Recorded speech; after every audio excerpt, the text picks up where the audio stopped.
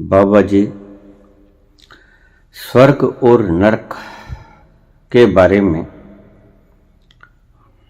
कोई विस्तार पूर्वक चर्चा कीजिए।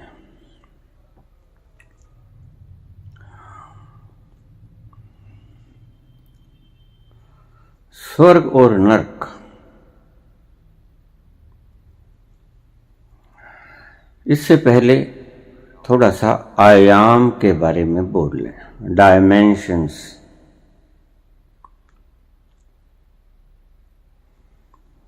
पहली बात,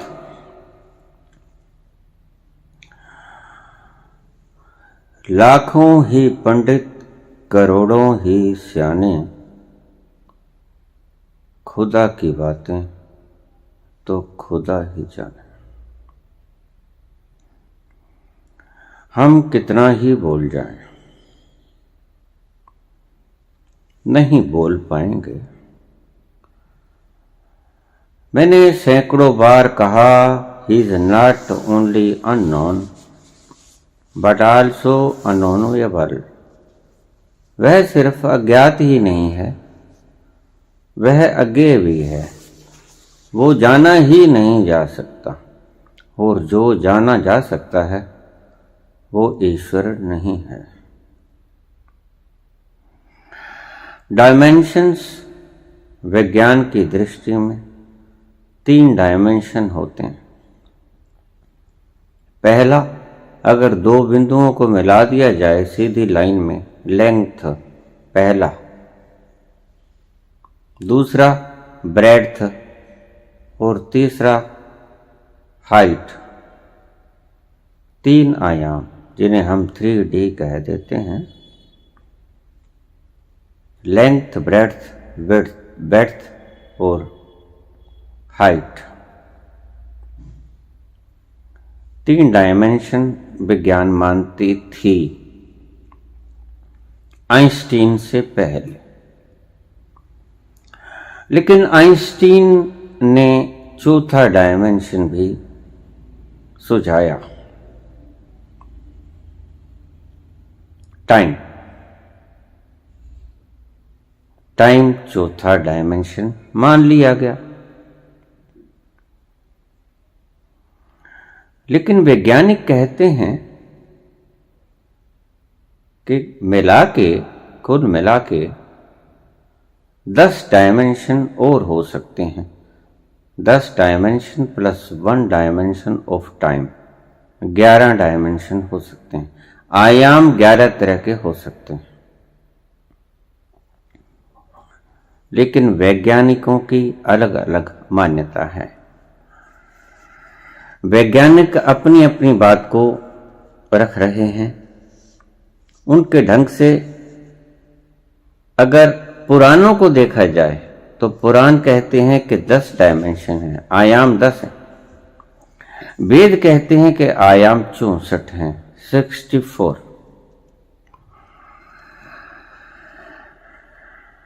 बोसोनिक स्ट्रिंग कहते हैं कि 26 आयाम हैं।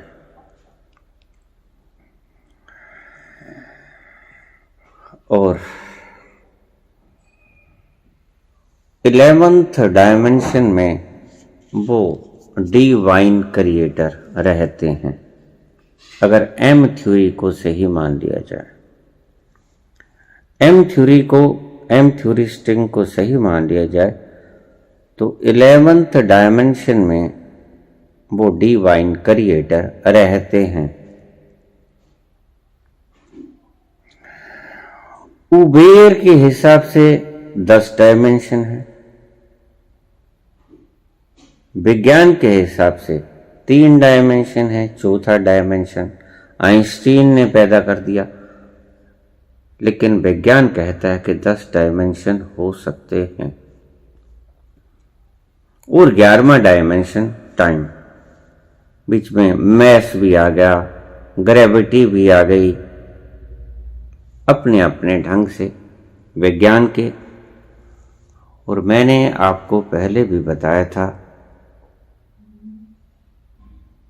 कि 10 डायमेंशन होते हैं। हम अपनी फिलॉसफी से आध्यात्मिक दृष्टि से बात करते हैं। अब विज्ञान की दृष्टि में भूत प्रेत यक्षिणी दक्षिणी किन्नर पिशाच नर ये तो नहीं आएंगे। अब तुलसीदास ने अपनी किताब में लिखा है कि महर्षि नारद कहते हैं, कह मुनीश हिमवंत सुन, जब पार्वती के बारे में मैना ने पूछा, हिमालय ने पूछा कि मेरी पुत्री के भाग्य में कैसा वर लिखा है, तो नारद बोले कि भयंकर त्रिशूलधारी डमरूधारी बागंबर लपेटे विकराल जटाजूट, भस्म लगाए अंग में विकराल,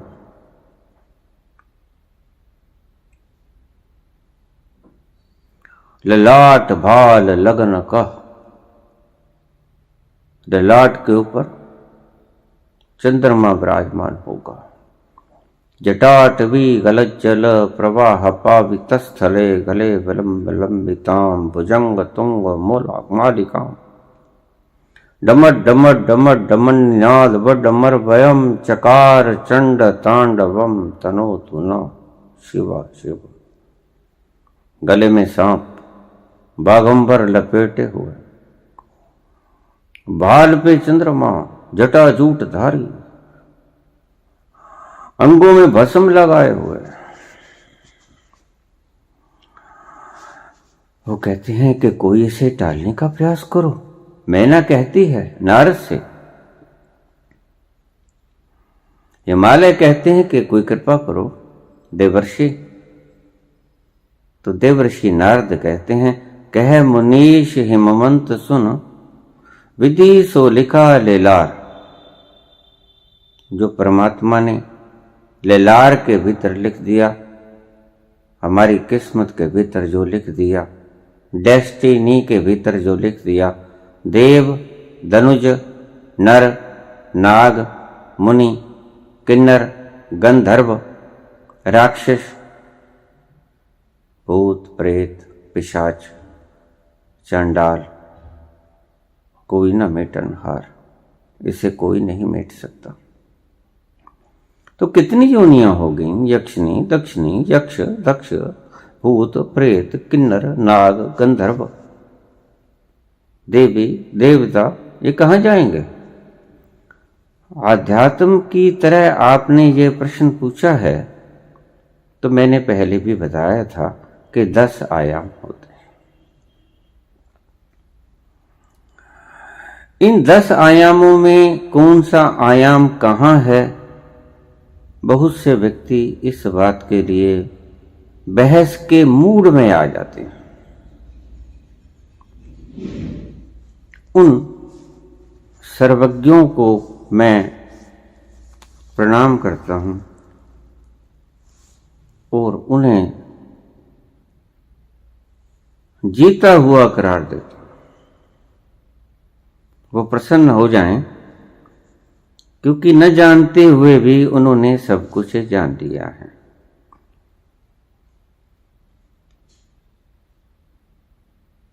जानते कुछ नहीं है ऐसे लोग, सिर्फ बहस के लिए कहीं का ईंट कहीं का रोड़ा, भानुमति ने कुनबा जोड़ा। एक उपनिषद से उठा लिया, एक पुराण से उठा लिया, एक कहीं से उठा लिया, एक कहीं से उठा लिया, और भानुमति ने कुनबा जोड़ लिया, और फिर वो बहस के लिए तैयार हो जाते हैं। न जाने क्या जानते हैं ये लोग। ऐसा कुछ करने के मूड में मैं नहीं हूं। मुझे क्षमा कीजिएगा, अगर मुझे हराने के लिए ही आप ये प्रश्न पूछते हो तो मैं हारा हुआ ही हूं। इसलिए कभी कोशिश मत कीजिएगा मुझे हराने की। हारे हुए को क्या हराना होता है। उस विराट बृहत्तम के आगे मैं कभी का हार चुका, और हार चुका शब्द बहुत छोटा है। कब का फना हो चुका, कब का विलीन हो चुका, कब का मर्ज हो चुका, बूंद समानी समुद्र में। मैं हूं ही नहीं। हराओगे तो उसको जो होगा, हराओ। विराट से करो बहस, उसको हरा दो। मैं तो हारा ही हुआ।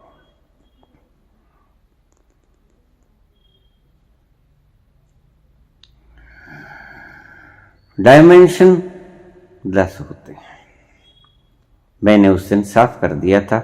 यक्षिणी, दक्षिणी, भूत, प्रेत, चंडालनी, पिशाचनी, ब्रह्मा, विष्णु और महादेव, दुर्गा, पार्वती, गणेश वगैरह वगैरह, और मैंने सभी डायमेंशंस को क्लियर कर दिया था।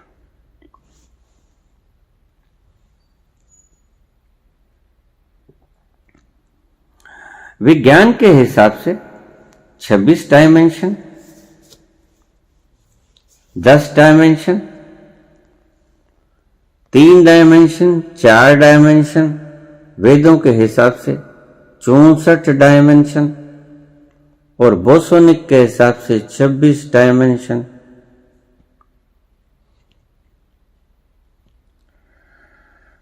और 11वें डायमेंशन में कहते हैं एम थ्योरी के हिसाब से भगवान के लिए उन्होंने 11th डायमेंशन ढूंढा है। और अगर हम स्पिरिचुअली इस चीज का हिसाब लगाएं तो अगर 11वें डायमेंशन में भगवान रहते हैं तो इसका अर्थ ये है कि उपनिषद गलत हो जाते हैं। क्योंकि अगर 11वें डायमेंशन में भगवान खुद हैं तो 10 डायमेंशन में तो भगवान है नहीं ना। तो फिर ईशावास्यमिदं सर्वम यत् किंचित् जगत्याम जगत, ये कैसे प्रूव कर पाओगे? हमने कोई गणित की कंपटीशन नहीं करना है। देखे सुना सुनी की है नहीं, देखा देखी बात। मैं वो ही बोलता हूं जो मैंने देखा। मैं कभी 12वें, 11वें, 13वें डायमेंशन की बात नहीं करता। हालांकि कुछ धार्मिक संप्रदाय 14-15 डायमेंशन की बात करते हैं सच्चखंड के लिए, लेकिन मेरी दृष्टि में सच्चखंड बाहर है ही नहीं। सच्चखंड वसै निरंकार। इसका अर्थ बहुत बार जिस जपजी साहब में बाबा नानक ने बोला वो भी नहीं कर पाते। क्या अर्थ है इसका? आद सच, जुगाद सच, है भी सच, नानक होसी भी सच। वो सच क्या है?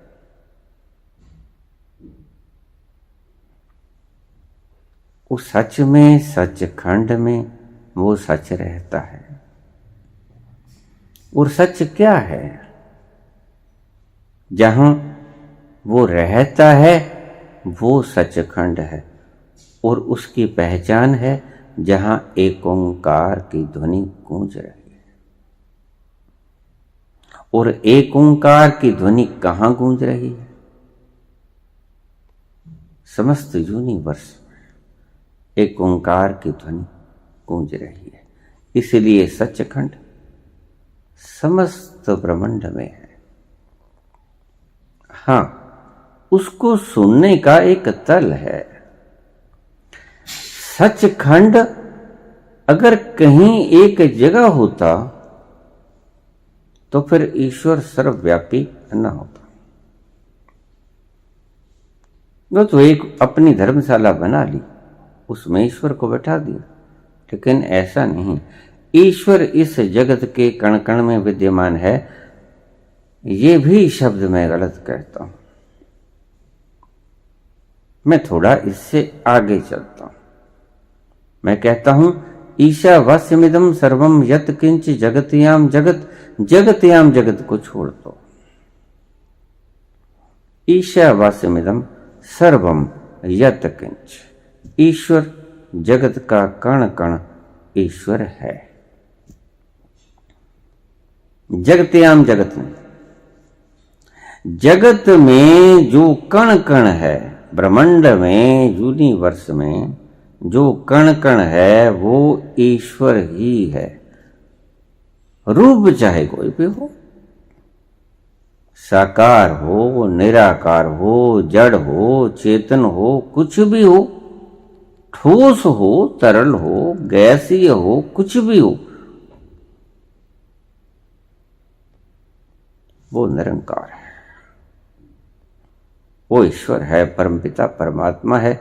और ध्यान रखिए, अगर ईश्वर के अलावा कुछ होगा तो वो दूसरा होगा, लेकिन दूसरा कोई है नहीं। एको अहम, एको ब्रह्म, द्वितीय नास्ति, दूसरा कोई नहीं।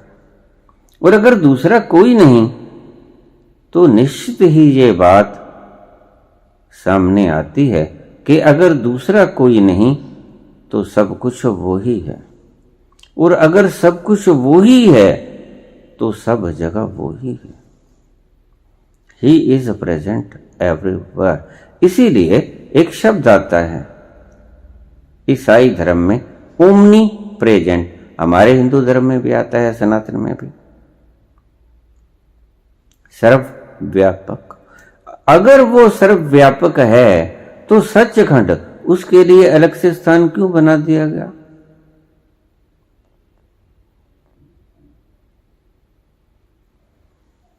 अगर तुम उसको सर्वव्यापक कहते हो, देखिए सर्वव्यापक का अर्थ जो सब जगह मौजूद है,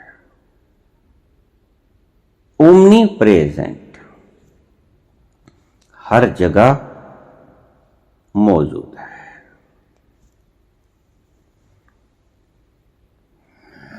जिधर देखता हूं उधर तू ही तू है, हर जर्रे में तू ही तो रूबरू है, कौन है तेरे सिवा? कोई। तेरा शरीक न है न हो सकता है। आद सच जुगाद सच, है भी सच, नानक होसी भी सच। उस सच का कोई शरीक नहीं हो सकता, है भी सच, होसी भी सच। सच था, है और रहेगा। ओमनी प्रेजेंट, सब जगह मौजूद, ओमनी प्रेजेंट, सर्वव्यापक। सर्वव्यापक का अलग स्थान सचखंड नहीं बना सकते आप। वो तो कंडेंसेशन हो जाएगी कि कहीं ज्यादा कहीं कम, फिर बराबर रूप में कहां विद्यमान हुआ।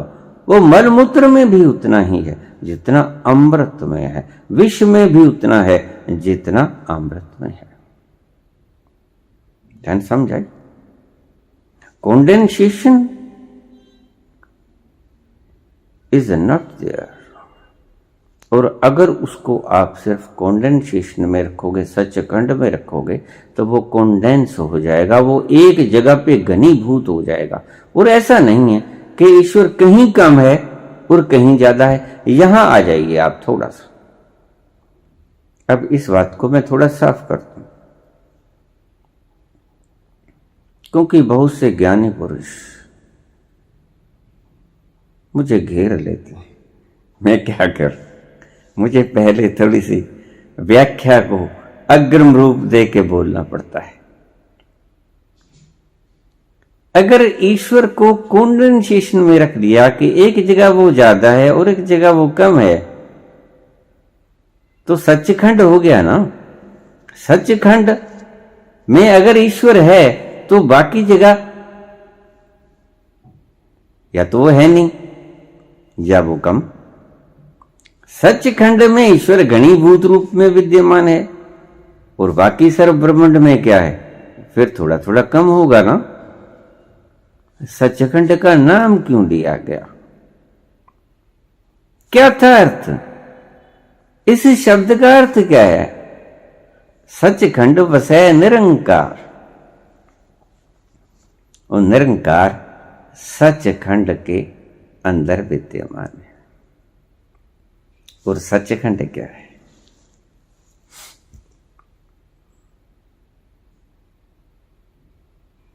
This universe is Sachkhand.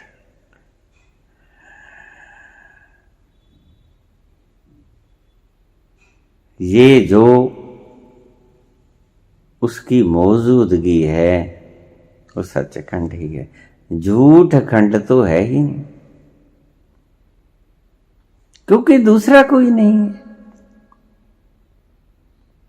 आद सच, जुगाद सच, जुगों जुगों से सच, सच ही है भी सच, फुस्सी भी सच, सब जगह सच है।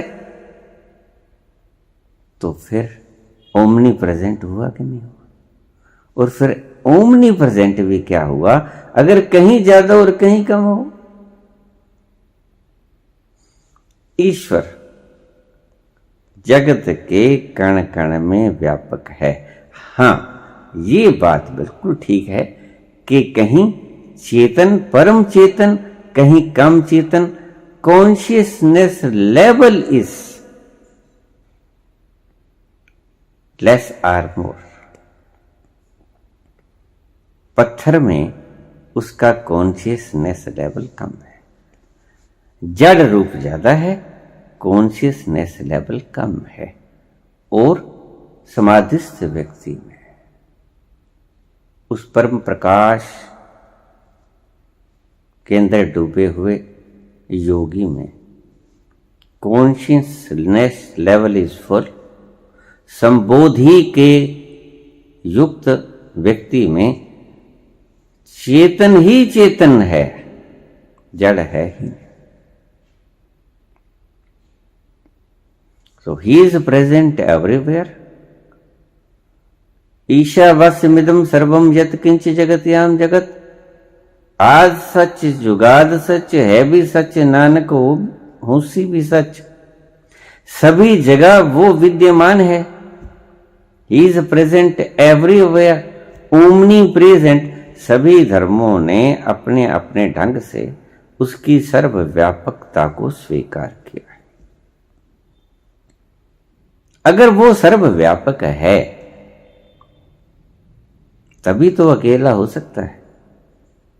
अगर वो सर्वव्यापक नहीं है तो जहां वो नहीं है वहां कुछ दूसरा होगा ना। इसीलिए ही तो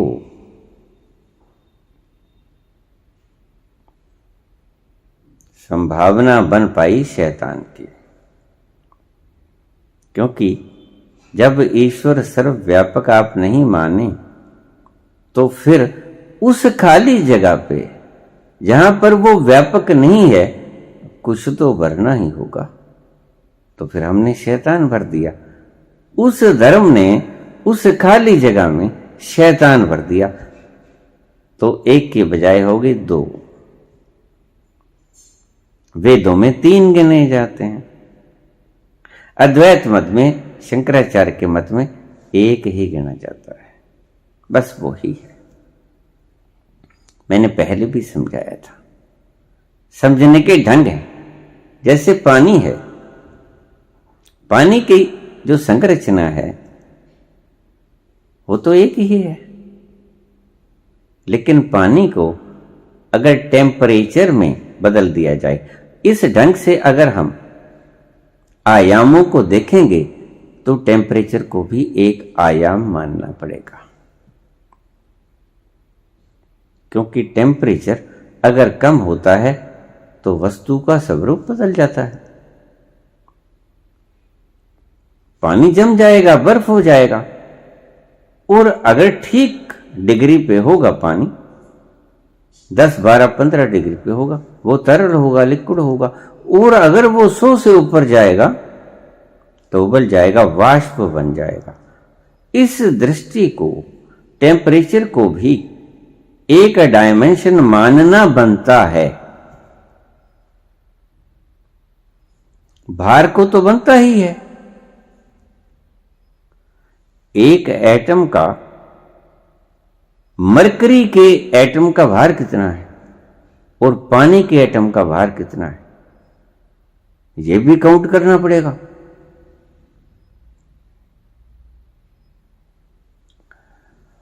डायमेंशन को बहुत तरीके से समझना पड़ेगा। इसीलिए ये डायमेंशन को गिनने की प्रणालियां अलग अलग हैं और डायमेंशन की इसलिए संख्या कमती बढ़ती है। अब कोई कहता है 26 डायमेंशन है, तो आखिर उन्होंने कुछ जोड़ा है ना।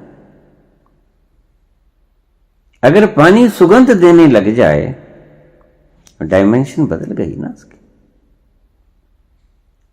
बदबू भी एक डायमेंशन में आ गया, खुशबू भी एक डायमेंशन में आ गया।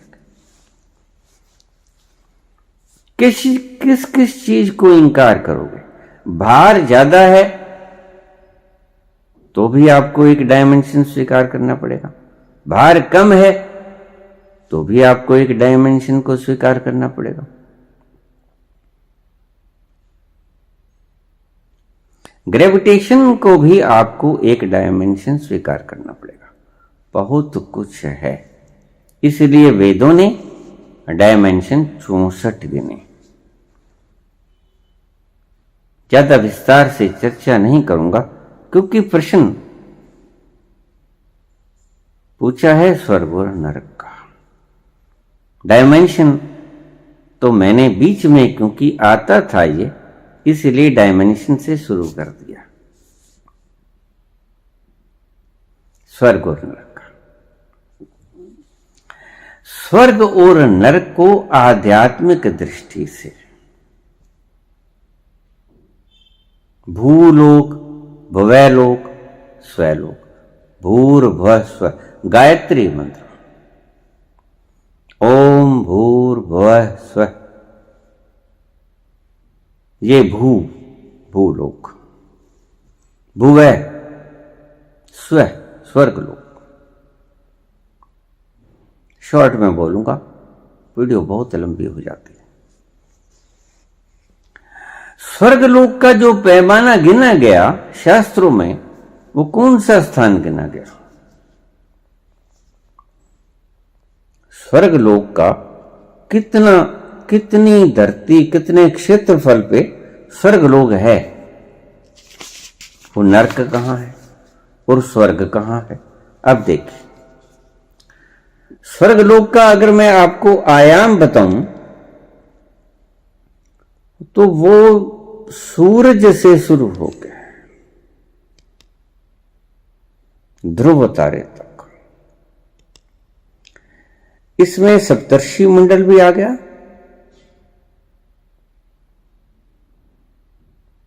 सूर्य से लेके ध्रुव तारे तक, नॉर्थ पोल तक 14 लाख योजन। थोड़ा फिर समझिए, भूलोक और सूर्य को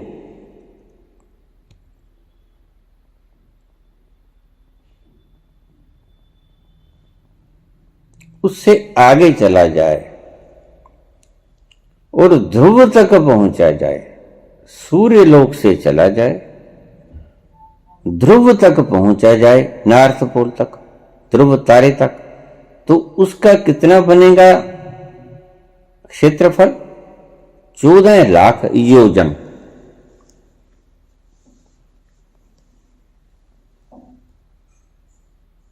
ये 14 लाख योजन का स्वर्गलोक है, ध्रुव तारे से सूर्य तक। बीच में सप्तर्षि मंडल भी आ गया। ये सारा स्वर्गलोक है। तुम कहते कागज की लेखी और मैं कहता आंखन देखी। मैंने जब ये सारा एरिया तय किया तो मुझे स्वर्गलोक जैसा कोई लोक नजर नहीं आया।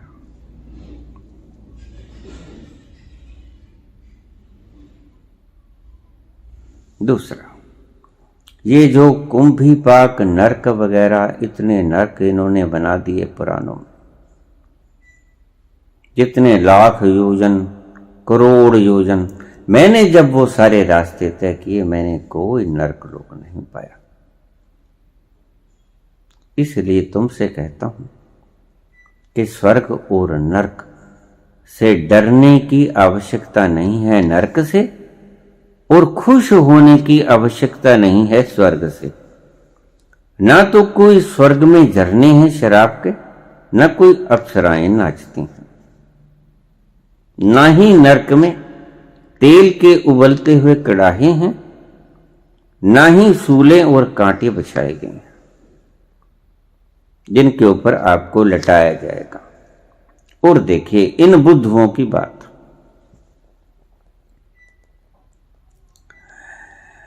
पीड़ा नैनम छिंदन्ति शस्त्राणि नैनम दहति पावका न चैनम क्लेदन्त्यापो न शोषति मारुता।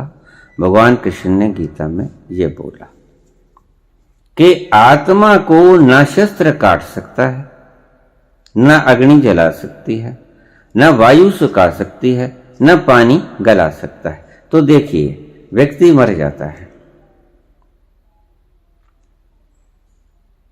शरीर को अग्नि जला सकती है, शरीर को हमने जला दिया। यहां शरीर को पानी गला सकता है, शरीर को हमने यहां पर जला दिया। शरीर को शस्त्र काट सकता है, शरीर को हमने यहां जला दिया। शरीर को वायु सुखा सकती है, शरीर को हमने यहां जला दिया। जो चीज जल सकती थी, कट सकती थी, गल सकती थी, सूख सकती थी, उसका मुद्दा हमने यहीं शमशान में खत्म कर दिया। मुर्दे को उसके पंच तत्वों में हम यहां विलीन कर दिया, खत्म कर दिया। बाकी क्या बचा? आत्मा। आत्मा को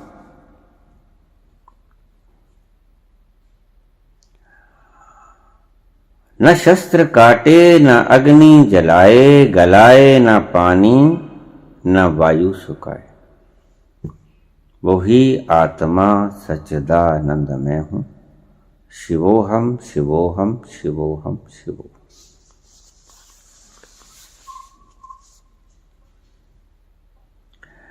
जो कट सकता था, जो गल सकता था, जो जल सकता था, जो सूख सकता था, जो सब कुछ हम वो मुर्दा यहां खत्म कर दिया, राख बन गई। उसकी हड्डियां उठा के गंगा जी में फेंका है।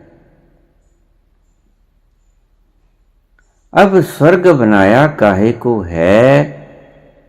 इन मूर्खों से पूछो। नरक और स्वर्ग का निर्माण काहे किया? What's the purpose to make hell and heaven? ये जन्नत को और दोजख को बनाने का मतलब क्या है?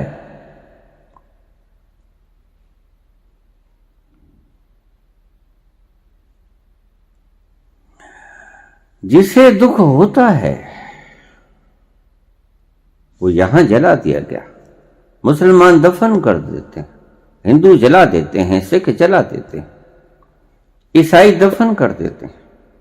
जिसको दुख होता है, जो कट सकता है, जो जल सकता है, जो कट सकता है, जो सूख सकता है, जो गल सकता है, उसको हमने यहीं जला दिया या दफन कर दिया। तो फिर वहां जो यमदूत बैठे हैं कड़ाहे गर्म करके, वो क्या जक मार रहे हैं? क्या कर रहे हैं? जब कोई चीज जलती ही नहीं जो उनके पास जाएगी, उनके पास, तुम ये मान लो, पहली बात तो वहां जाती ही नहीं। मैंने ये सारे रास्ते फ्लोर लिए, कोई स्वर्ग या नरक जितने लाख करोड़ योजन पे इन्होंने बताया मौजूद नहीं।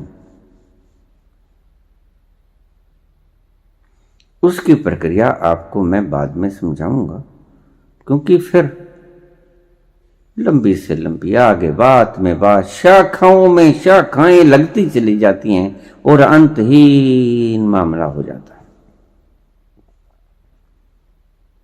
जब मैंने शरीर से बाहर जाना सीखा तो इच्छा मेरी थी कि मैं इस ब्रह्मांड को देखूं, बड़ा सुंदर होगा,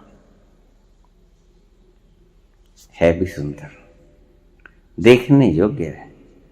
आप भी देखना चाहेंगे, मैं सिखा दूंगा आपको। स्वर्ग और नरक की जब मैंने पहुंचने की इच्छा की, एक बात आपको समझा दूंगा। जब भी कोई व्यक्ति अपनी नाभि द्वार से निकलेगा, उसके साथ सिल्वर कॉर्ड जाएगी। सिल्वर कॉर्ड एक चमकता हुआ रस्सी, इसे कहते हैं रजत रज्जु। रजत कहते हैं चांदी, रज्जु कहते हैं रस्सी को। चमकती हुई रजत की तरह, चांदी की तरह एक रस्सी जो हमारी आत्मा के साथ बंधी रहती है, अटैच रहती है। जैसे गर्भ में बच्चा माता के साथ और नाल के साथ जुड़ा रहता है, बिल्कुल वैसे ही हमारा सूक्ष्म शरीर स्थूल शरीर से एक रजत रज्जु के साथ हर वक्त जुड़ा रहता है। और देखिए कुदरत की करामात, हम रबड़ ले लेते हैं, रबड़ को जब हम खींचते हैं तो एक लिमिट होती है उसकी खींचने की। एक लिमिट के बाद वो और ज्यादा नहीं स्ट्रेच हो सकती। क्या होगा? अगर हम ज्यादा स्ट्रेच करेंगे वो टूट जाएगी। लेकिन रजत रज्जु ऐसा लाजवाब धागा बनाया ईश्वर ने कि उसको कितने योजन, लाखों, करोड़ों, अरबों योजन तक ले जाओ, उसका ना तो साइज घटेगा ना वो टूटेगी। उतनी की उतनी लंबाई चौड़ाई, उसकी डायमेंशन में फर्क ही नहीं पड़ता। वो डायमेंशन का जिक्र मैंने तो शुरू किया था कि मैं आपको समझा सकूं रजत रज्जु के बारे में। जब आप किसी रबड़ को खींचते हैं तो उसकी डायमेंशन में फर्क पड़ जाता है, लंबाई चौड़ाई ऊंचाई। जब आप खींचेंगे तो लंबाई उसकी ज्यादा हो जाएगी लेकिन मोटाई उसकी कम हो जाएगी, और एक वक्त ऐसा आएगा कि वो टूट जाएगी। लेकिन ऐसा रजत रज्जु के मामले में नहीं है, सिल्वर कॉर्ड के मामले में नहीं है। वो जितनी चाहे दूर ले जाओ, वो अपनी किसी तरह की डायमेंशन को लूज नहीं करेगी, ना ही लेंथ, ना ही ब्रेड्थ, ना ही हाइट। बिल्कुल उतनी ही मोटी रहेगी, उतनी ही लंबी रहेगी, उतनी ही चौड़ाई में रहेगी। ये एक ईश्वर की चमत्कार है। अगर आप अपनी नाभि से अपने शरीर को छोड़ दोगे, अभी पीछे एक सवाल आया था कि मेरे गुरु तो कहते हैं कि अगर आप ब्रह्मांड से निकल जाओगे, ब्रह्मरंध्र से निकल जाओगे तो आप वापस आ सकते हो, इसीलिए ब्रह्मरंध्र से ही निकलना। और अगर आप गलती से नाभि द्वार से निकल गए तो वापस नहीं आ पाओगे। गलत है ये बात।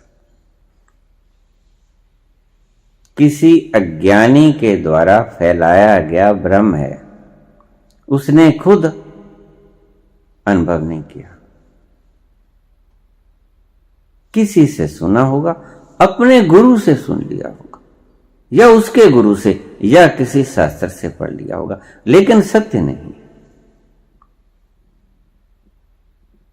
अगर आत्मा नाभि द्वार से निकलेगी तो प्रवेश कर सकेगी दोबारा शरीर में। अगर आत्मा ब्रह्मरंध्र से निकलेगी तो दोबारा प्रवेश करने का कोई स्थान नहीं, क्योंकि जैसे ही आत्मा ब्रह्मरंध्र से बाहर छलांग लेती है, जंप लेती है, उसका सिल्वर कॉर्ड टूट जाता है।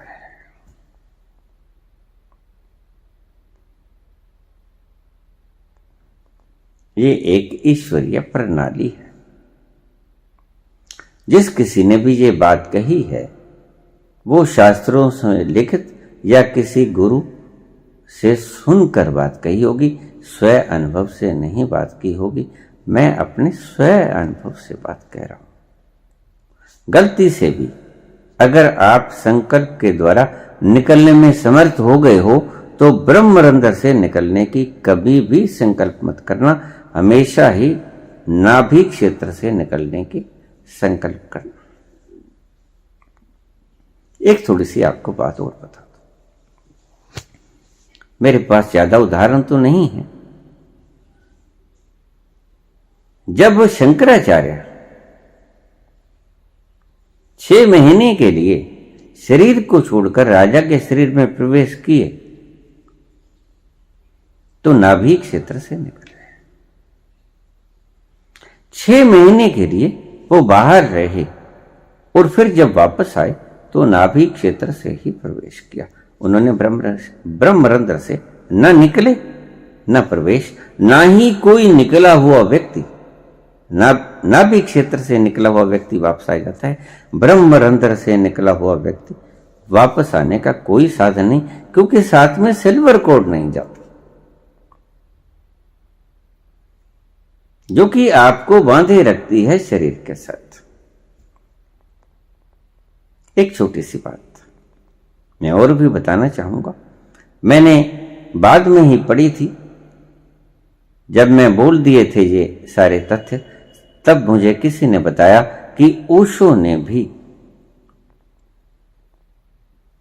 अपनी बायोग्राफी में ये शब्द लिखा है कि मैं पेड़ के ऊपर बैठकर ध्यान किया करता था। अनासुरती ज्यादा ध्यान में गहरा जाने के कारण मेरा शरीर गिर गया और मैंने देखा कि मैं अपने स्थूल शरीर के साथ बंधा हुआ हूं, एक सिल्वर कॉर्ड के द्वारा नाभि के साथ।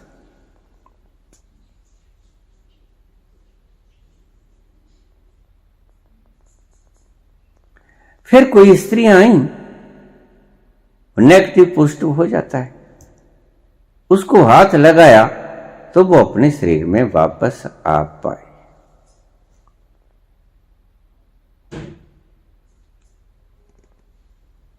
खैर, ये सिर्फ एक अज्ञान की बातें थी, बीच में आ जाती हैं तो ये रास्ते साफ करने पड़ते हैं। बात हमारी चल रही थी स्वर्ग नरक। स्वर्ग का क्षेत्र जो बताया गया है आपके धर्म ग्रंथों में, वो सूर्य से शुरू होता है, ध्रुव तारे तक खत्म होता है, सप्तर्षि मंडल बीच में लपेट लिया उन्होंने। लेकिन ऐसा नहीं। सूर्य से लेकर अगर आप यात्रा करोगे ध्रुव तारे की, आपको कोई स्वर्ग नहीं मिलेगा वहां। पहली बात। फिर दूसरी बात, स्वर्ग बनाया किसी लिए? हमारे विद्वत जन कहते हैं कि पुण्य कर्मों का भोग करने के लिए। पुण्य कर्मों का भोग करने वाला तो यहां आपने जला दिया। सुख भोगेगा कौन? आत्मा न सुखी होती है न दुखी होती है। सुख भोगने वाला तो यहां जला दिया, दुख भोगने वाला यहां जला दिया, नरक बनाया काहे को? कुंभी पाक नरक आत्मा को तो ना समय लाती है, ना वो भ्रष्ट होती है, ना वो किसी प्रकार से मलिन होती है। वो तो शुद्ध बुद्ध है, उसके ऊपर कोई मिट्टी घट्टा नहीं। उसको आप चाहे कुंभी पाक में गिरा दो, चाहे उबलते हुए कड़ाहे में गिरा दो। जब भगवान कृष्ण ने यही तो बात कही है,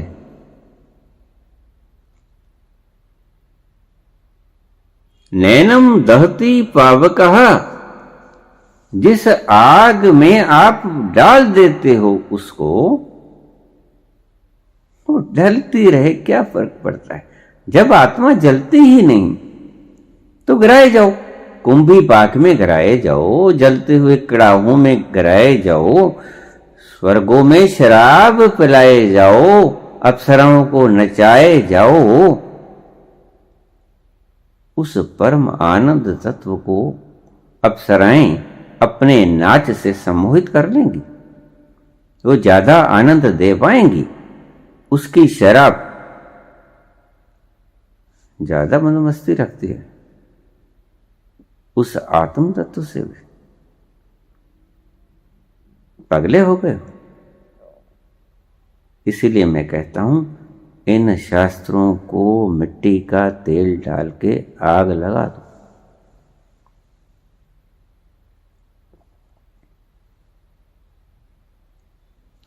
आत्मा में जो आनंद है, आत्म में जो आनंद है, वो झरनों की शराब में आनंद है,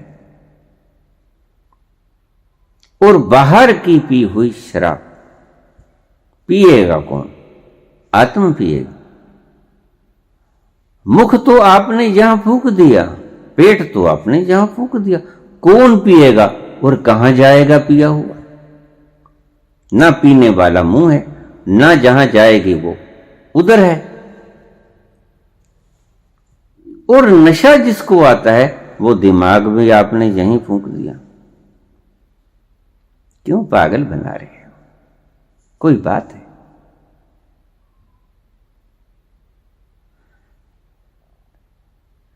ऐसे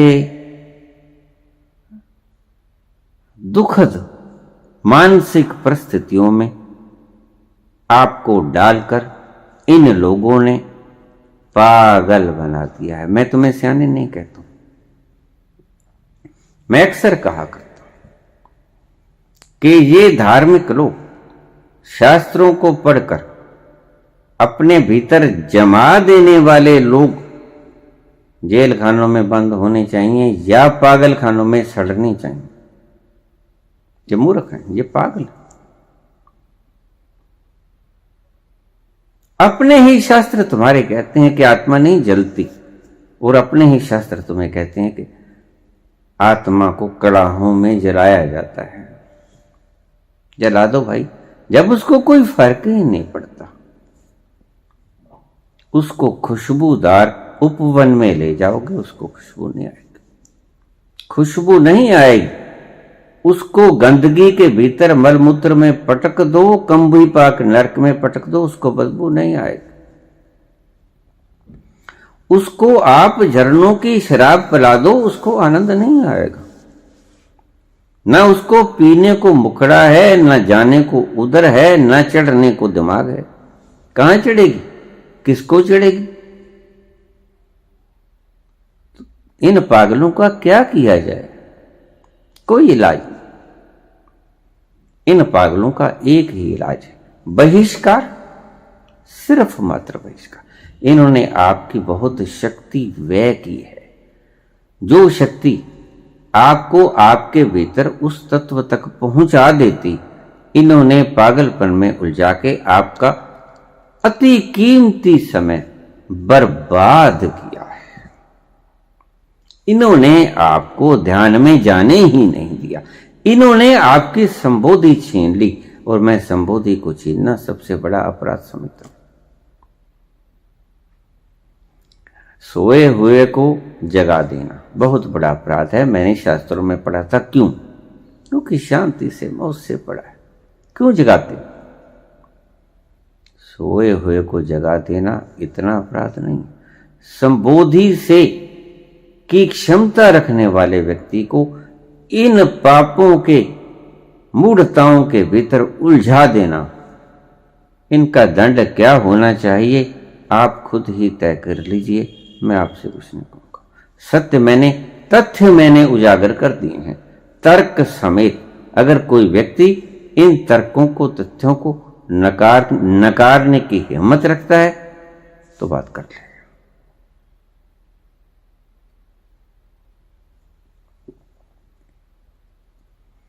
मैंने इन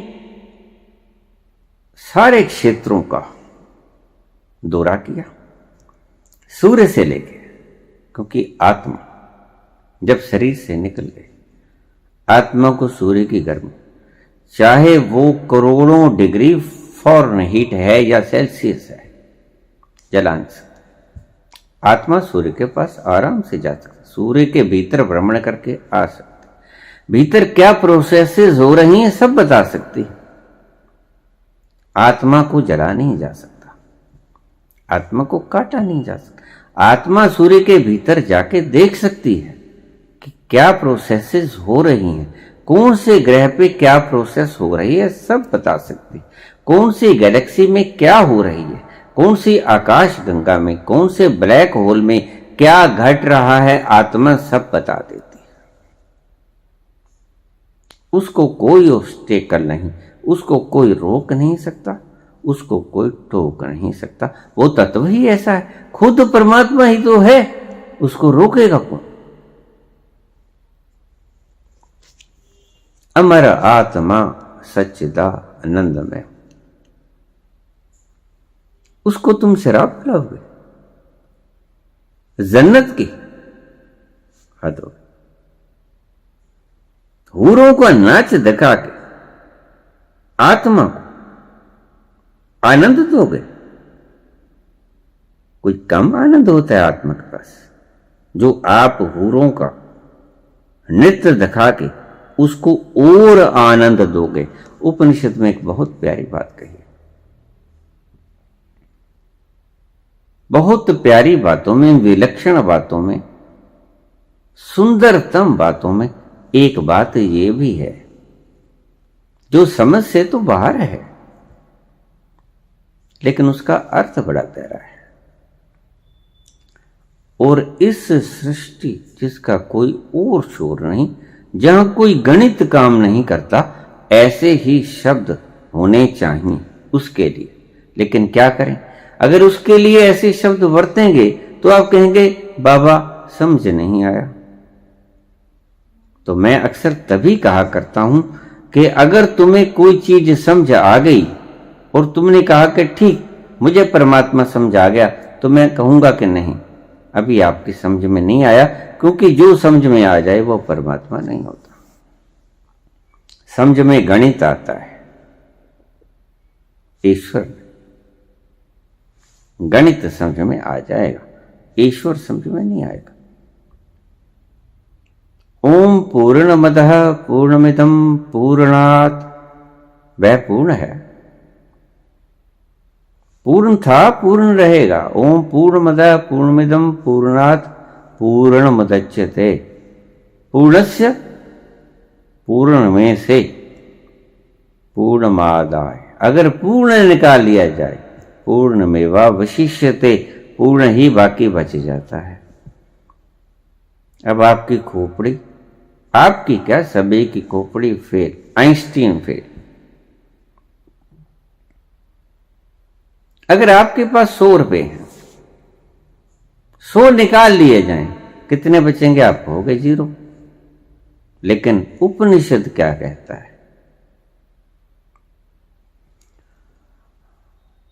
पूर्णमादाय पूर्णमेवावशिष्यते, पूर्णस्य पूर्णमादाय पूर्णमेवावशिष्यते, पूर्णस्य पूर्ण में से पूर्णमादाय, पूर्ण को निकाल लिया जाए, पूर्णस्य पूर्णमादाय पूर्णमेवावशिष्यते, पूर्ण ही बच जाता है।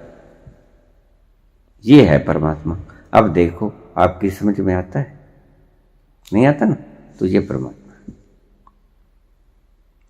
तो इसीलिए मैं परमात्मा की परिभाषा ऐसे ही किया करता हूं, सब बोल के भी कह देता हूं कि नहीं, he is not only unknown, वह सिर्फ अज्ञात ही नहीं है कि जाना नहीं जा सकता, is only not only unknown, वह सिर्फ जाना ही नहीं गया ऐसा नहीं है, इज ऑल्सो अननोनेबल, वह अज्ञेय भी है, वह जाना जा ही नहीं सकता आपके किसी भी तरीके के द्वारा।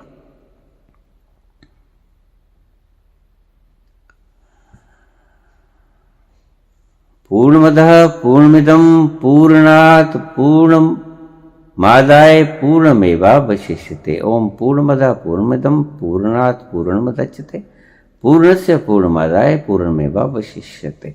इस गणित को आप इस उपनिषद के बीच में समझ ही नहीं पाओगे, बस परमात्मा ऐसा ही है। बहुत लोग मुझे कह देते हैं बाबा मैं समझ गया, मैं फौरन समझ जाता हूं, उन्हें तो कुछ नहीं कहता कि ये कुछ नहीं समझा, क्या खाक समझा। जो समझ में ही आ गया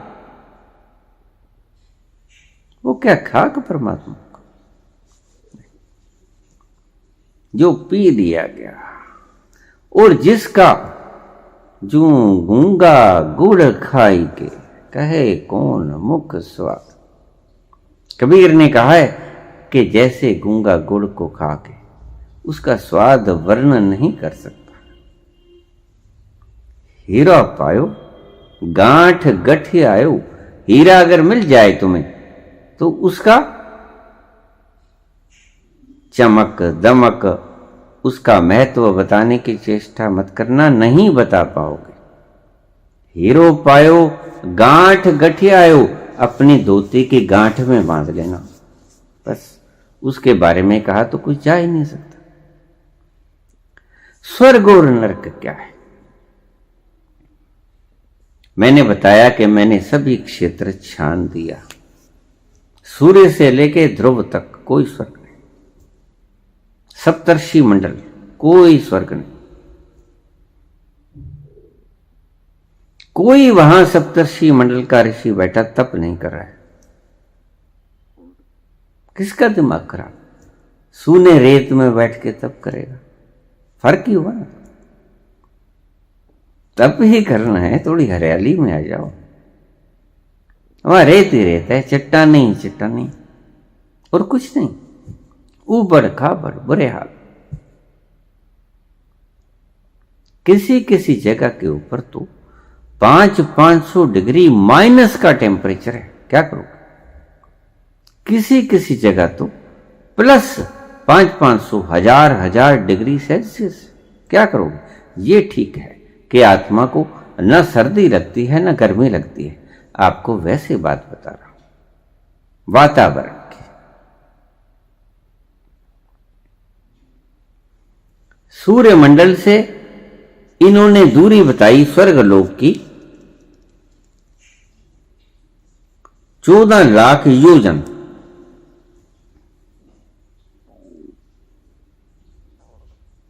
नहीं, गलत। ऐसे क्षेत्र में कोई भी स्वर्ग नहीं है। और जो क्षेत्र इन्होंने बताए, जितने भी नरक बताए, उनके फासले बताए, मैंने सारे कुरेदे, कोई नरक नहीं। गणित के हिसाब से, भगवान कृष्ण के हिसाब से जो हमारे ग्रंथ मान्यता प्राप्त ग्रंथ है, ऑथेंटिक, उनसे भी ये बात नहीं बढ़ती। तीसरी बात, वैज्ञानिक, आपको तर्क के हिसाब से भी समझा दिया, अपने अनुभव के हिसाब से भी समझा दिया, और आपको ग्रंथों के हिसाब से भी समझा दिया कि गीता कहती है कि न वो कट सकता है न जल सकता है, फिर कड़ाहों में डालने का क्या फायदा? नर्तकियों को नचाने का या शराबों को उंडेलने का क्या फायदा? गिराए जाओ आत्मा के ऊपर, उसको कोई नशा होने को नहीं है, वो खुद ही क्या बखान कर।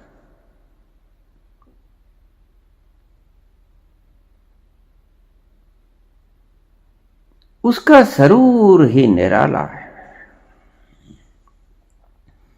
उसको कोई अलग से सुरूर नहीं चाहिए, उसको कोई अलग से अपनी सुधी बुद्धि खोने के लिए कुछ नहीं चाहिए। वो पहले ही जितनी सुधी बुद्धि आनंद मगन है, बस उससे ज्यादा तुम कर ही नहीं सकते। That is the ultimate. वो अंतरिम है, अंतिम है। तुम उसको ना घटा सकते हो ना बढ़ा सकते हो। मैं जब फिजिक्स पढ़ने लगा, मैंने किताब खोली, पहला शब्द लिखा था, matter can neither be created nor can be destroyed. ईश्वर की सृष्टि का मैटर ना तुम कम कर सकते हो ना तुम ज्यादा कर सकते हो। मैंने कहा फिर तुम कर कह सकते हो? फिर जब तुम कुछ कर ही नहीं सकते फिर तुम हो काहे को? बस वी कैन ओनली इन्वेंट कि ईश्वर की सृष्टि में उसने बनाया क्या है, उघाड़ के देख सकते हैं, इतना ही कुछ कर सकते हैं। और मालिक बने बैठे, माल उसका जिसने क्रिएट किया, मालिक तुम। जिसने एक दूसरे से छीन के अपनी गोजी में डाल लिया वो मालिक। उड़ जान प्राण तेरे फिर क्यों नहीं बोलदा, होमे वाली कुंजियां तू फिर क्यों नहीं खोलदा। कहां जाती है तेरी जेब? आपको पता है कफन में जेब नहीं होती। चाहे वो किसी की भी हो। बड़े समझदार लोग होंगे जिन्होंने कफन में जेब नहीं लगाई, हाथ भी खाली होते।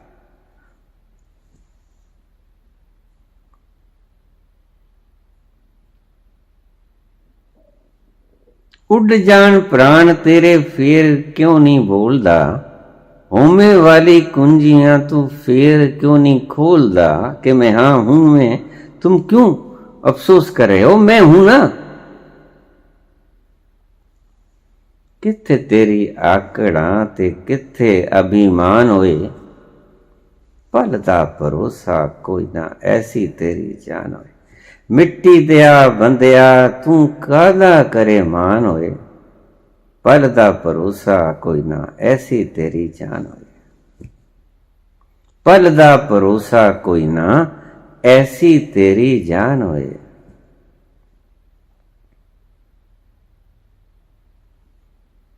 स्वर्ग और नरक, पहली बात तो ये है नहीं, ये तो खुद के अनुभव से बताई। दूसरे, एक ही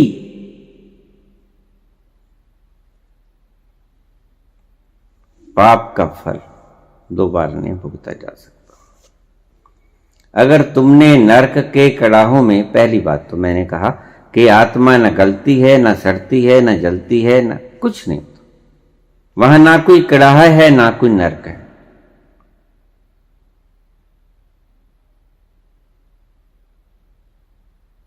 तीसरी बात, किसी भी कर्म का फल दो बार नहीं होता। अगर आपने कत्ल कर दिया, आपको 20 साल की सजा हो गई, आपने काट के बाहर आ गए, फिर नरक काहे जाओगे भाई? जब नरक तो आपने यहां भोग ली। ये जो पीजीआई एम्स हॉस्पिटल्स में लोग हाहाकार मचा रखे हैं, दर्द हुए हैं, ये दुख क्यों? अगर आपने नरक में ही सारा हिसाब करना है, अगर आपने क़यामत के दिन ही मुर्दों को उठाकर उनका हिसाब करना है, तो ये हॉस्पिटल के अंदर जो आपने दर्द और दुख दे दिए वो काहे क्यों दिए? काटोगे उसको, माइनस करोगे, ये सब बकवास। कोई साइंटिफिक वैज्ञानिक आधार नहीं। एक ही पाप कर्म का फल 2 बार नहीं भोगा जा सकता और एक ही पुण्य कर्म का फल 2 बार नहीं भोगा जा सकता। आपने कोई पुण्य कर दिया, आपको उसका फल दे दिया, जिसे आप चलो स्वर्ग कहते हो। वैसे स्वर्ग जो है या नरक जो है, that is only state of mind. आप दुखी होते हो, क्या होता है? लपटों से जल रहे होते हो भीतर से, बाबा बहुत परेशान, मरे जा रहे हैं। ये क्या है? नरक नहीं। नरक अलग जाओगे, वहां कड़ाहों में अलग फूके जाओगे, यहां जेलों में अलग बंद होगे। क्या धमा चौकड़ी मचा रखी है इन लोगों ने। इन लोगों ने तुम्हारे वक्त को जितना खराब किया है। बुद्ध 6 साल में संबोधि को प्राप्त हो गए थे, इन्होंने लाखों साल तुम्हारे खराब कर दिए इसी उधेड़पुर में। अब वो हैं भी नहीं कि उनको दंड दे दिया जाए।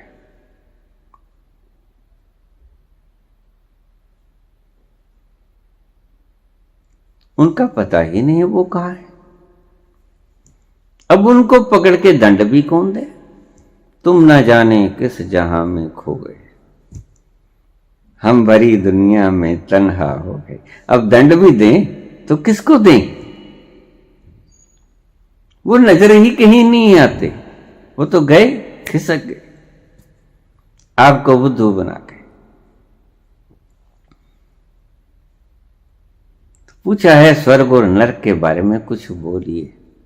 कुछ नहीं, मैं पूरा ही बोल देता हूं। कुछ भी क्या बोलना होता है।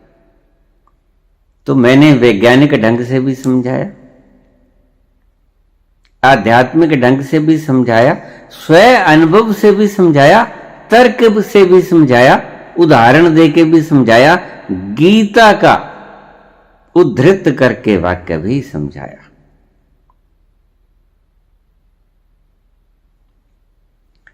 जो भी आप कर्म करोगे, आपके भीतर एक सुपर कंप्यूटर है, अनकॉन्शियस के भीतर स्टोर हो जाएगा।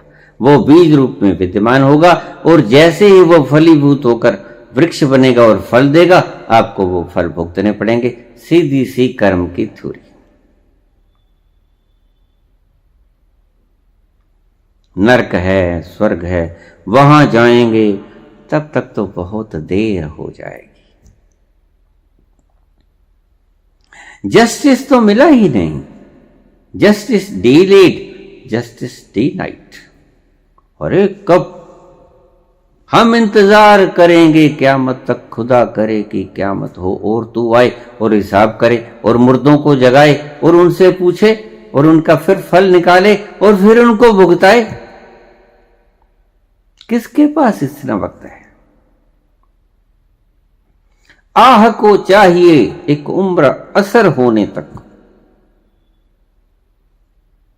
कौन जीता है तेरी जुल्फ के सर होने तक?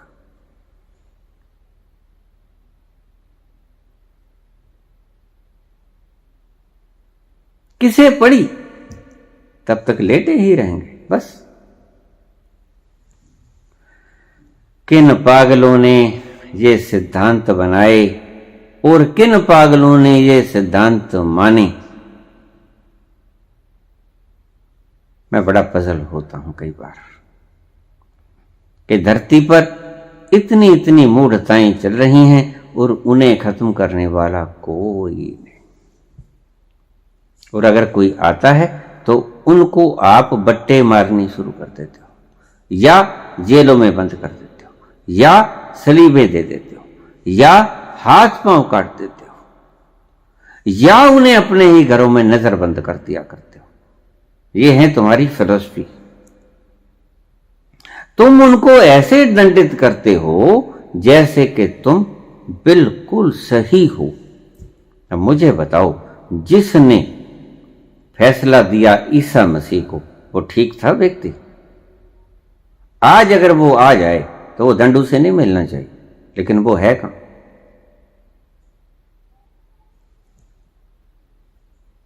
जिसने मंसूर के हाथ पांव काटे। कसूर क्या था? अनल हक, मैं परमात्मा हूं, अहम ब्रह्मस्मि। और है जिन्होंने जाना है। तुम्हारा क्या छीन लिया उसने? उसने अपराध क्या किया? उसने अपना अनुभव बताया। अनुभव बताना तो कोई अपराध नहीं। कोई भी व्यक्ति अपना अनुभव बता सकता है। अब किसी को रात को स्वप्न आ जाए, वो सुबह उठ के बताए कि मुझे ये स्वप्न आया, ये अपराध है क्या? अगर किसी को अनुभव हुआ किसी बात का, वो अगर बता दे तो अपराध है क्या? मंसूर को अनुभव हुआ, अनल हक, मैं परमात्मा हूं, क्या अपराध हो गया?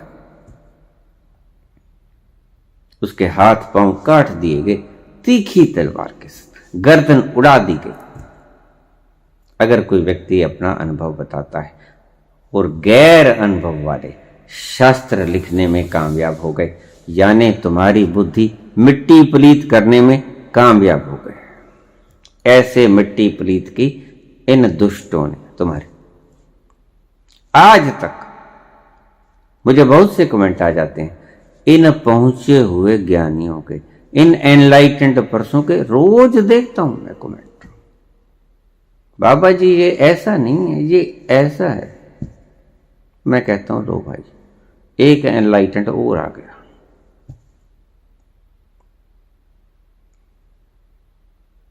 तो मैं उनसे कहता हूं कि भाई जगत कल्याण करो। मेरे पास तो जिसका फोन आता है सभी रोते हुए देखते हैं, थोड़ा कल्याण तुम भी कर दो। यूट्यूब चैनल मैं खुलवा देता हूं आपका, सबसे पहले सब्सक्राइब मैं कर दूंगा। लेकिन उस मूर्तिकार की भांति होती है जिसने एक चित्र लगा दिया था चौराहे में और कह दिया था कि अगर गलती हो तो वहां पर आप बता देना कि यहां गलती है, और शाम को चित्र गायब था, कांटे ही कांटे लगे थे। अपने मित्र से कहा ये कैसा हुआ, इतना प्यारा चित्र बनाया और सभी ने कांटे ही कांटे। उसने कहा नहीं मित्र, ऐसे करो, वैसा ही चित्र बनाओ और बीच में लगा दो, चौराहे के नीचे लिख दो कि जिस व्यक्ति को कोई गलती लगे वो कृपया तरमीम कर दे। ऐसा ही किया, शाम को देखा चित्र ज्यों का त्यों। तरमीम कौन करे? अब मैं कहता हूं, कोई कमेंट देता है, मैं कहता हूं कि भी तुम बता दो क्या है, तो चुप हो जाते। खुद का कोई अनुभव नहीं। अगर बताएंगे भी तो कहेंगे वराह पुराण में ये बात लिखी है, मत्स्य पुराण में ये बात लिखी है, भागवत सप्ताह में ये बात लिखी है। अरे भाई, भागवत सप्ताह भी कोई शास्त्र पढ़ने वाला शास्त्र है। मैं अब क्या बताऊं आपको, क्या कुछ भागवत सप्ताह में गुल खिलाए हुए मैं बताऊंगा तो शर्म आपको भी आएगी और हंसेंगे सुनने वाले भी। इसलिए चुप ही रहो तो ज्यादा अच्छा है। तुम्हारी दुकानदारियां चलाते रहो।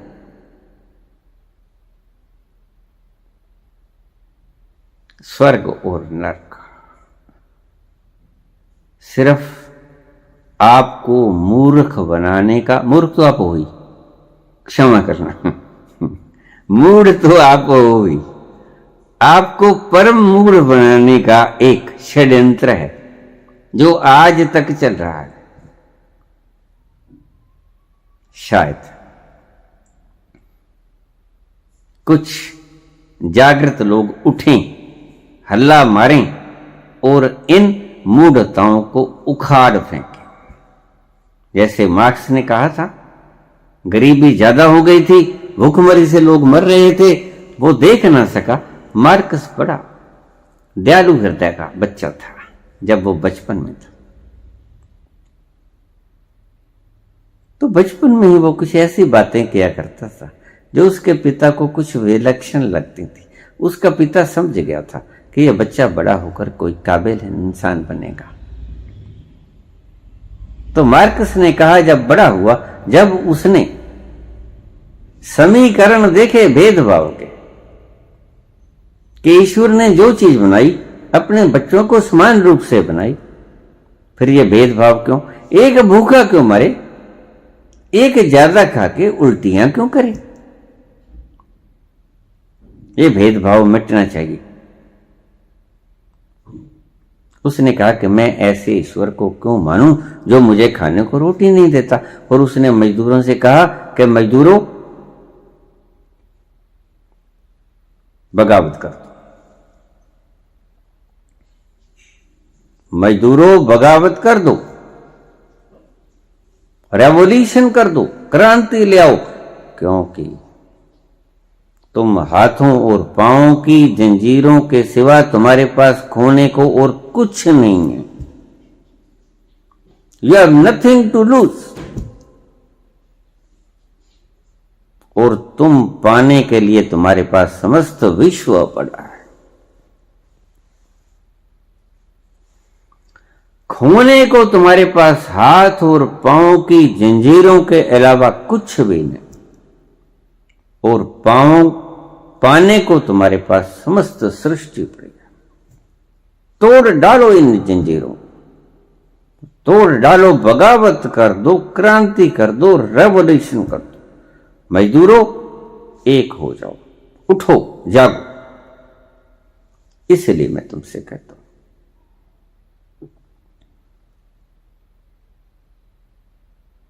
अगर सत्य होता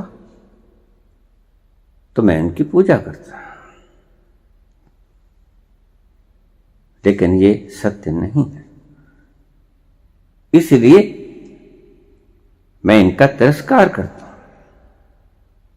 ये गलत है।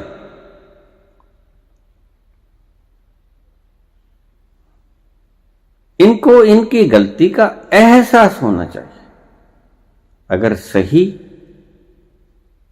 विश्व को सच्चा बनाना चाहते हो, केवल सच्चारा हो ही है, तो क्या करना होगा? इस किव कूड़े तुटे पार, इस अहंकार यानी कि जो गलत है, जो है ही नहीं, इस अज्ञान को, इन मूढ़ताओं तोड़ना होगा।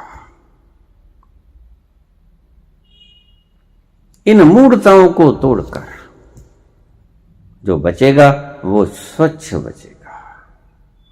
और जब तक दुनिया स्वच्छ नहीं होती, इन मूढ़ताओं को तोड़कर आज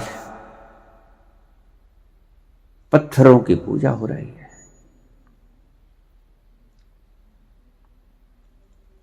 माताओं को आज मूर्तियों को रजाया जाता है, घर बैठी हुई जन्म देने वाली माताओं को रुलाया जाता है।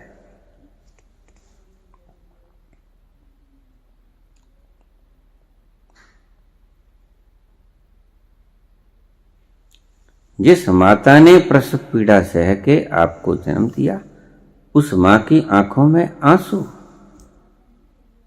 और तुम चुन्नी चढ़ाने जाते हो उस माता के, जिस माता के घर में कोई कमी नहीं, जिसको चुनने की कोई आवश्यकता नहीं। पत्थरों को चुनने की काहे आवश्यकता होगी? पत्थरों को कभी ठंड लगती है? जाके देखो, केदारनाथ में पत्थर ही तो है, और बर्फ गिरती है, ठंड लगती है?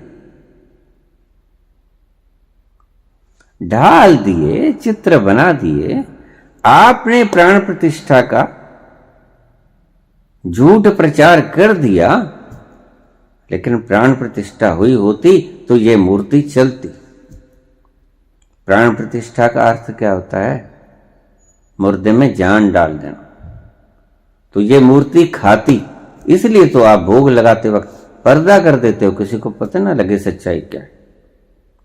अगर प्राण प्रतिष्ठा इस मूर्ति में हुई होती तो ये मूर्ति बोलती, मूर्ति गाती, मूर्ति सुनती, मूर्ति आपकी पुकार को सुनती, आपकी इच्छाओं को सुनती, उसका जवाब देती, खाती पीती, आपसे वार्तालाप करती।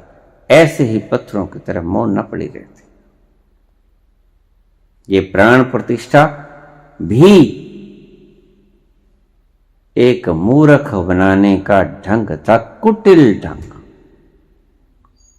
ये सभी ढंग पूर्व नियोजित थे आपको मूर्ख और ठगने के, आपकी प्रज्ञा को कुंठित करने के ये उपाय थे। इसलिए मैं कहता हूं, अगर मैं कहता हूं कि इन शास्त्रों को नदियां में बहा दो, इन शास्त्रों को अग्नि भेंट कर दो, तो इन कारणों से कहता हूं कि इनमें ये कूड़ा भरा पड़ा है। सही जो ज्ञान था वो तो नालंदा में फूंक दिया खिलजी ने, वो तुम बचा नहीं पाए, और जो तुम बचा पाए वो कूड़ा, वो तुम्हें कभी भी सुख ना दे पाएगा, कभी आनंद ना दे पाएगा। तुम मरते ही रहोगे। जैसे जैसे उसको पढ़ोगे तुम्हारे दिमाग में कूड़ा, कुंभीपाक नरक तो पता नहीं कहीं होगा, लेकिन एक बात ध्यान में रख लेना कि तुम्हारे दिमाग में कुंभीपाक नरक जरूर भर जाएगा।